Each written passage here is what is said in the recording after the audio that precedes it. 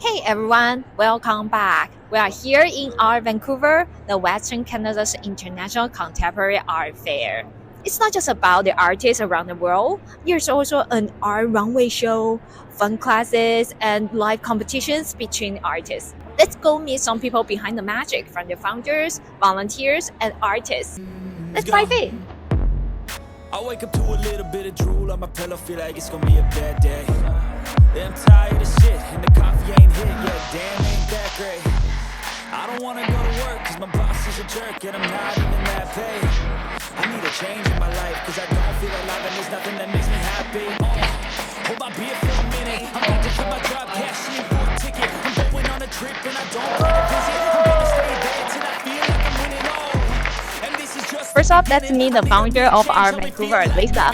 We've got some quick questions for you. What inspired you to create the Art Vancouver?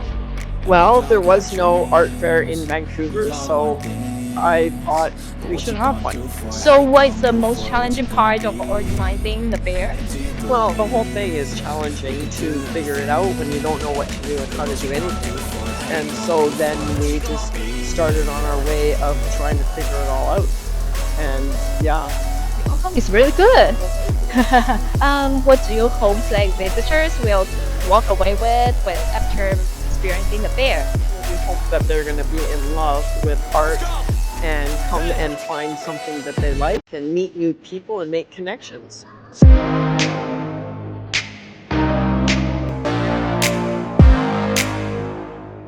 What's the most challenging part of organizing all the fair? The most challenging part with organizing this art fair is probably finding new, unique artists and galleries to join. We go to different art fairs around the world, and it's hard to find diamonds in the rough. What do you want the visitors to walk away with after experiencing this fair? For the attendees to come to the show, I would like for them to leave with an experience of an enriched art life, because all of the exhibitors are from around the world. When they're stepping into an exhibitor booth, they're stepping into that artist's life. So let's talk about your art. Yeah. So which one is your favorite? I don't have one. I have the whole series is my favorite, because it's all about female empowerment and movement and love and spiritual enlightenment. I want females to be empowered and to embrace themselves in their divine spirit. Women are so beautiful and also so magical, where they create life. So I want to bring the power to the women. Here's another vice president of the Art Vancouver. The first one is, what's the most challenging part of organizing the fair? It's really just making sure everything is done by its deadline, because there's no extra time. Everything needs to be ready for this weekend, so there's no room for, it's not ready yet. It needs to be done. And coordinating so many different groups of people. The convention center, the third parties that set up the booth, the exhibitors, just lots of communication between so many different people, and being those middle people to make sure you get everything done in time. But what's most helpful are the volunteers who come and support, because we wouldn't be able to do it without all of them. What do you hope the visitors will walk away with after experiencing the fair? I hope they walk away with feeling inspired and full of love and light, and feeling excited to practice more of their own passion. Okay, so next we are talking about your art. Yeah. Are these paintings inspired from your life or your friends? Yes, well, these paintings are inspired by really the foundation of the universe. I am very into quantum physics and space and time. So it's the foundation of everything, which is energy and matter, that makes up every aspect that we see in a 3D reality. So it's the vibrational frequency is kind of yeah, I know, it's funny. You wouldn't see that by looking at it, but that's why the textures, foundation of the color is the chakra system. So balancing out your different chakras, so you're more feeling aligned with your life. And then there's shapes in certain pieces, which are everything's made up of a different shape basically. and then the bodies, because it's all about humanity and men and women and procreating and making a better world. Basically, it's life is beyond what you can see in just a 3D world, and then that energy that you feel. So I try to put empowering quotes to have a higher frequency. So when you look at it, you feel really inspired and uplifted. Next, let's hear from some volunteers. Yeah, my name is Naya. It's my first year volunteering at Art Vancouver, and I'm also a visual artist and a recent college graduate. And yeah, I'm just here to connect with creative people and just learn more about the art industry. So, what's your favorite part of the experience?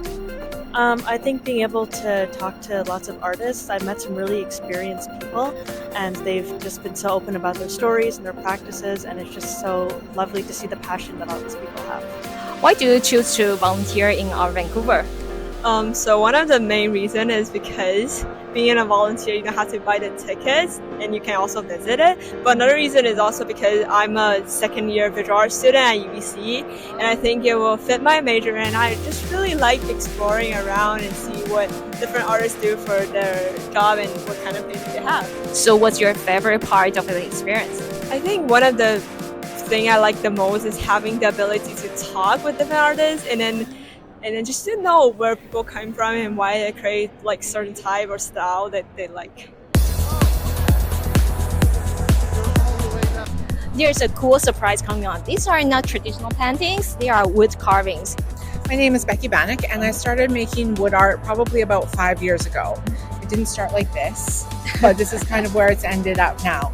So most of my pieces actually aren't carved. It is hand cut on a scroll saw out of a full piece of wood. So after the design is made, I will lay a template over a piece of wood, and then I will cut it all on my scroll saw. So after that, then it'll get sanded to give it all the dimension and shape that it has, and then it'll get painted and put back together. So, which one is your favorite one? The horse is my favorite one. I think because I think she's a she, and I feel like she is dark and moody and just a little bit sassy. Wow, that's inspiring. Oh, thank you so much. You're very welcome.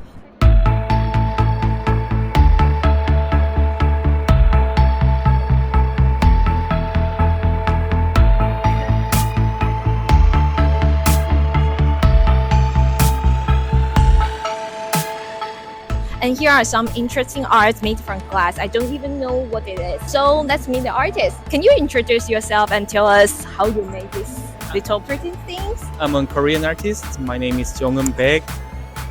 I usually use a glass and explain my work. My work is human's life and human's journey. When the bird fly, he throw out his feather.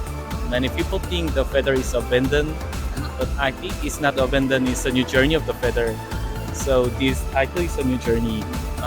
Many people think glass is too easy to break, but I think the glass is really hard. Yeah. It's like fragile but also like strong. Yeah, right.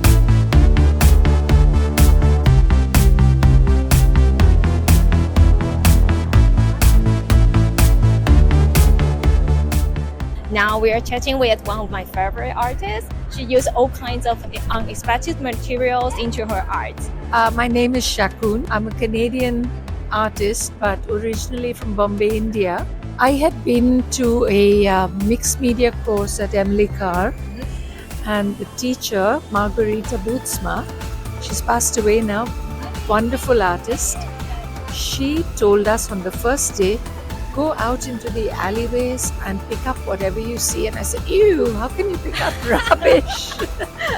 So we went out and, picked up dried leaves, twigs, cigarette butts, pebbles, whatever we found, went back up and created work. And since then, I haven't looked back. I've done mixed media. So what I use is crushed seashells and sand and twine, burlap, gold leaf, and I've now started using corrugated cardboard, wrapping paper. That's so interesting. So which piece is your favorite one? Ouch, that one. Oh, the blue one? The blue one. I know, I heard your stories. So why do you like it the most? Blue is my favorite color, first of all. And I like the simplicity of, the gold leaf on the shells and just that either a moon or a sun or whatever, you can interpret.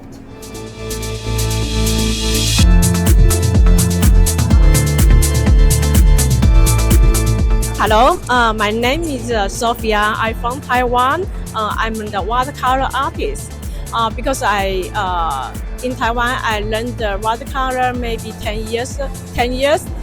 Now I moved to Canada. So every day I see the flower. So when I finish my job, I'm just walking the trees. I see the flower and bird. I feel very good. So I want to keep this moment. So I always go back home and then finish the more flower and keep this moment.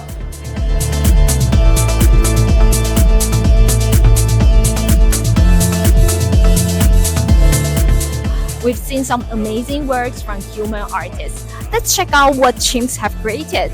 These paintings were made in collaboration with the real painting chimps. I'm with Save the Chimps. We're a sanctuary in Florida for over 200 chimpanzees that have been discarded from laboratories or show business. And of the 221 chimps that we have, some like to play puzzles, some like to look at picture books, and then some like to paint. They paint abstract. They're not trained to do it, they just do it from their own desire. And so every year, we pick a different human artist to collaborate with them on a collection to bring to art fairs such as Art Vancouver. And so Brian Adams, the singer, is from Vancouver. He painted the base coats, and then he chose color combos for the chimpanzees to paint on top of it using the brushstrokes. And he named each painting for one of the songs. And now all the funds go to the sanctuary. So it's been a really exciting project. Oh, thank you so much. This is my favorite one, actually. Nice. Yeah, thank you so much. Thank you, Yeah. my pleasure. That's it for today, from the brilliant artists to some unexpected ones. We hope you enjoy as much as we did. Be sure to like, subscribe, and follow us for more creative stories. See you next time!